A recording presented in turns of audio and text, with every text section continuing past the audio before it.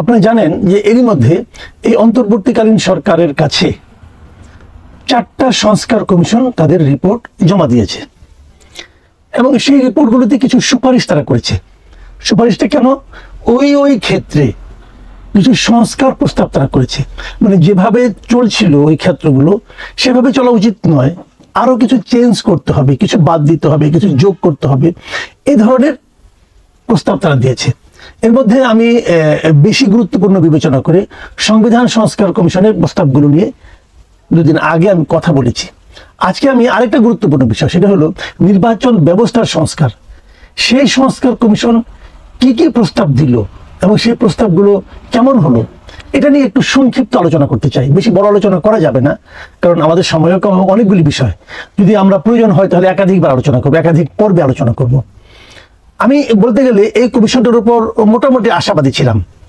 আমার কাছে মনে হয়েছিল এটা মানে একটা ভালো কমিশন হয়েছে, কারণ এখানে আমাদের যারা ছিলেন এদের অনেকেই আমি ব্যক্তিগতভাবে চিনি এবং তাদের উপর আমার খুব বেশি আমি আশাবাদী ছিলাম যে ওনারা এই সেক্টরগুলো নিয়ে দীর্ঘদিন ধরে কাজ করছেন। বিশেষ করে বদিউল আলম মজুমদার সাহেব, ওনাকে আমি খুবই পছন্দ, আমার একজন মানুষ উনি, এবং উনি এটা নিয়ে দীর্ঘদিন ধরে কাজ করছেন। এখানে ডক্টর জাহিদুর রহমান আছেন, উনিও আমার খুব পছন্দের মানুষ। তো আমি এদের কাছ থেকে একটা ভালো কিছু আশা করেছিলাম, কিন্তু আমি আসলে বলতে বাধ্য হচ্ছি আমি মানে বেশ হতাশ হয়েছি। তারা যে প্রস্তাবগুলি করেছেন, সুপারিশগুলি করেছেন, আমার কাছে খুবই হতাশা ব্যঞ্জক মনে হয়েছে। আমি এর মধ্যে খুব নতুন কিছু পাইনি। আমাদের নির্বাচনের যে আগে যে ব্যবস্থাগুলি ছিল, আগে যে নিয়মকানুনগুলো ছিল, নির্বাচন কমিশনের যে ক্ষমতা ছিল, সেগুলো কাগজে কলমে এক ধরনের ছিল। কিছু এখানে ঘাটতি ছিল, সেই ঘাটতিগুলো এরা পূরণ করবে ভেবেছিলাম। যেগুলো নাকি আমার কাছে অগণতান্ত্রিক মনে হয়েছিল সেগুলো তারা দূর করে দেবে সেরকম ভেবেছিলাম, কিন্তু ওরকম পাইনি। ভালো কিছু ছিল, ভালো কিছু পেয়েছি, একদম ভালো পাইনি বলবো না, কিন্তু আমার কাছে যেন হতাশাগুলি খুব তীব্র আকার ধারণ করেছে। আমি দু একটা জায়গায় আপনাদের এগুলো নিয়ে বলতে চাই। যেমন ওনারা নির্বাচন কমিশন গঠন নিয়ে কথা বলেছেন, কিন্তু কিভাবে গঠন হবে সে সম্পর্কে সুনির্দিষ্ট কোনো বক্তব্য আমি এখানে পাইনি।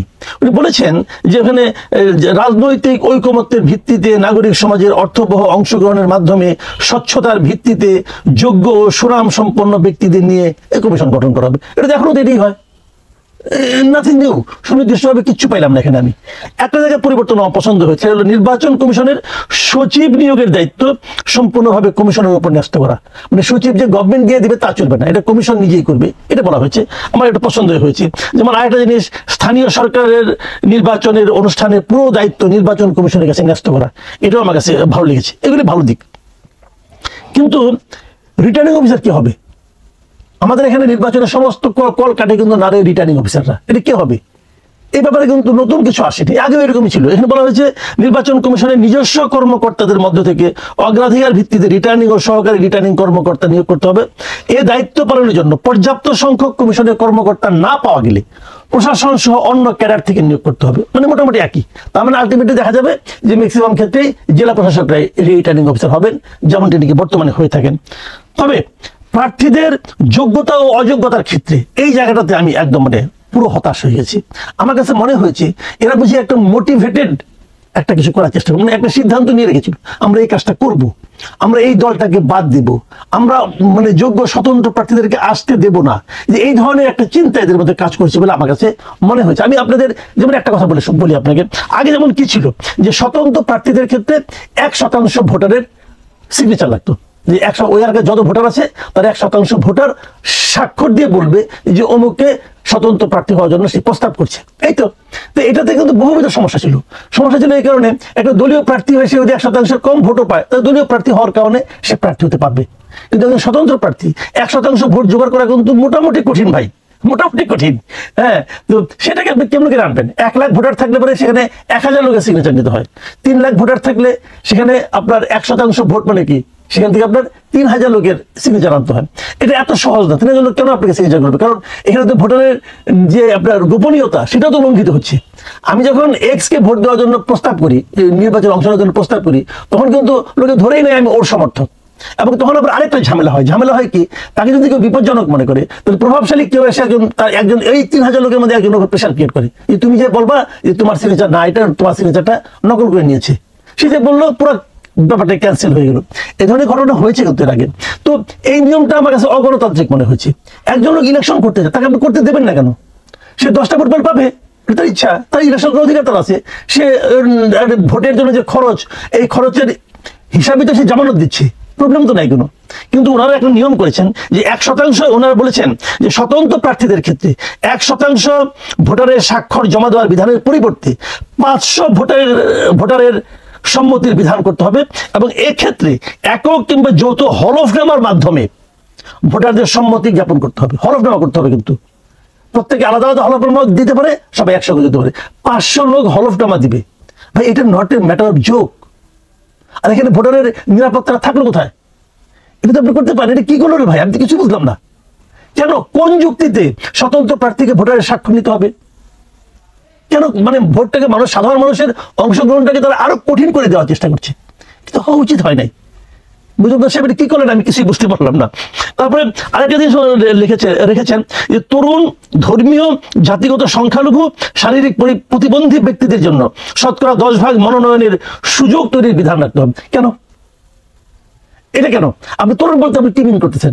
মানে এটা কি ছাত্রদেরকে খুশি করার জন্য করা হচ্ছে? আমার কাছে এরকম মনে হয়েছে। তরুণের সংজ্ঞাটা কি? তরুণ কাকে বলে? কত বছর পর্যন্ত আপনি তরুণ বলবেন? আমি তো অনেক বয়স্ক লোককে মানে তরুণ মনে করি, আবার অনেক তরুণ লোককে, কম বয়স্ক লোককে আমি বৃদ্ধ মনে করি। আপনার ডেফিনেশনটা কি ভাই? এটা হয় না। এগুলো হলো একটা গোষ্ঠীকে খুশি করা, এবং এটা বোঝাই গেছে যে স্টুডেন্ট যে ছাত্র আন্দোলন যারা করেছে, বৈষম্য ছাত্র আন্দোলন, এদেরকে খুশি করার জন্য ওনারা এটা করেছেন। তার প্রমাণটা আমি দিচ্ছি। তার প্রমাণটা হলো, দেখেন ওনারা আরো কতগুলি কথা বলেছেন। সেটা হলো, কোনো আদালত কর্তৃক ফেরারি আসামি হিসেবে ঘোষিত ব্যক্তিকে প্রার্থী হওয়া থেকে বিরত রাখতে হবে।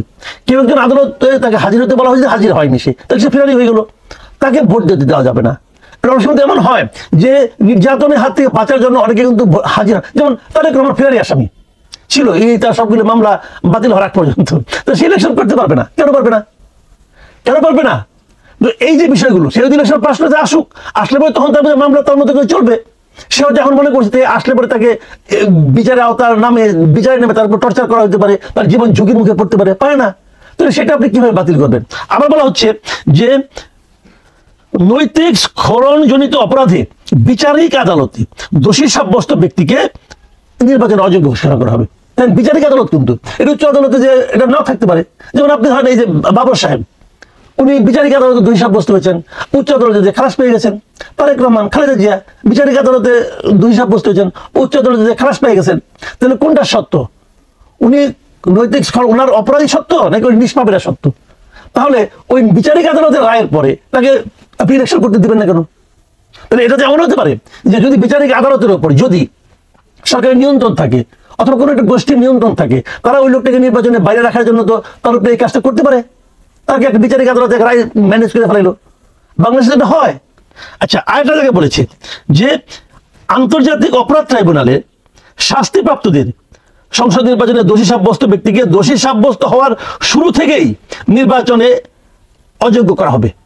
আবার বলা হয়েছে যে গুরুতর মানবাধিকার বিচার বহির্ভূত হত্যা, গুম, খুন, অমানবিক নির্যাতন, সাংবাদিক, মানবাধিকার কর্মীদের উপর হামলা ইত্যাদি, এবং গুরুতর দুর্নীতি, অর্থ পাচারের অভিযোগে গুম কমিশন বা দুর্নীতি দমন কমিশন আন্তর্জাতিক অপরাধ কর্তৃক অভিযুক্ত হলে তাদেরকে বাধ্য হবে। অভিযুক্ত হলে কিন্তু মাথায় রেখেন, মানে কেউ অভিযুক্ত হলো, তাহলেই তাকে নির্বাচনে বাইরে রাখতে হবে। কেন? দুদক তো অনেককে অভিযুক্ত করে, পরে তো চূড়ান্ত বিচার প্রমাণ হয় সে সত্য না। কারণ অভিযুক্ত হলেই তাকে আপনি নির্বাচন করতে দেবেন না, এটা কেমন কথা? এগুলো দেখে কি মনে হয়? মনে হয় নাকি যে আগামী নির্বাচনে যাতে আওয়ামী লীগ নির্বাচন করতে না পারে সেই ব্যবস্থা তারা করছে? মানে বিশেষ একটা গোষ্ঠীকে নির্বাচনের বাইরে রাখার মতলব থেকে এই ধরনের একটা সংস্কার তারা করতে যাচ্ছে, অথবা বিশেষ একটা গোষ্ঠীকে খুশি করার জন্য তারা এই ধরনের কাজ করতে যাচ্ছে। ভাই, আপনারা নির্বাচন ব্যবস্থার সংস্কার করতেছেন, এটা তো কেবল আগামী নির্বাচনকে সামনে রেখে না, আগামীতে যত নির্বাচন আসবে সকল নির্বাচনের জন্য প্রযোজ্য একটা ঘটনা আপনারা ঘটাতে যাচ্ছেন। এটা কি কোনো সংস্কারের কোনো প্রস্তাবনা হতে পারে? আপনার ধারণা দেখে মনে হচ্ছে যে আগামী যে আসন্ন যে নির্বাচন, এই নির্বাচনকে মাথায় রেখে আপনারা করছেন। আপনাকে তো সেই কাজ করতে বলা হয় নাই। আপনাকে একটা দীর্ঘমেয়াদী আগামী 15 বছর, 20 বছর, 50 বছর পর্যন্ত নির্বাচনটা কিরকম হবে তার একটা রূপরেখা আপনাদেরকে প্রস্তাব করতে বলা হয়েছে। আপনি এটা করলেনটা কি? আমি খুবই হতাশ। আমার মনে পড়ে যখন ওনাকে প্রধান বানানো হলো, বদিউল আলম মজুমদারকে, উনি তখন একটা অনুষ্ঠানে বলেছিলেন যে আগামী নির্বাচনে যদি আওয়ামী লীগ নির্বাচনে না থাকে, তাহলে সেই নির্বাচন উনি নিরপেক্ষ হয়নি অথবা অবাধ হয়নি বলে মনে করবেন না, মানে অবৈধ হবে বলে মনে করবেন না। উনি বলেছিলেন, কিন্তু উনি যে সেটা বলেছিলেন ওটা স্লিপ অফ টাং ছিল না, সেটা এই আচরণের মাধ্যমে, ওনার এই কাজের মাধ্যমে উনি আবার প্রমাণ করলেন। আমি মানে এই জিনিসটা আমি এখন চিনতে পারছি না, উনি কি বললেন আর কি করলেন। আমি ওনাকে যেভাবে চিনি এতদিন ধরে, তার সঙ্গে মেলে না। ভাই নৈর্ব্যক্তিক হতে হবে আপনাকে। একটা দল আপনাকে অনেক ক্ষতি করেছে, টর্চার করেছে, মানলাম, কিন্তু তারপর যখন আপনি বিচারের ভার পাবেন, আপনাকে নৈর্ব্যক্তিক হতে হবে। আপনাকে কোনো ধরনের মানে আপনার রাগ অনুরাগ আপনার মধ্যে থাকা চলবে না, তাহলে তো সেটা কমিশনও হবে না, তাহলে সেটা তো জাতির জন্য দীর্ঘমেয়াদে কোনো লাভে আসবে না, উপকারে আসবে না। আমার কাছে এটাকে মনে হয়েছে যে এত ঢাক ঢোল পিটিয়ে এত আশা নিয়ে আমরা যেটা তাকিয়েছিলাম, এটা নিহায়ত ওই যে বাংলা ভাষার প্রবাদ আছে না, যে পর্বতের মুশিক প্রসব, পর্বতের মুশিক প্রসব এটা হচ্ছে।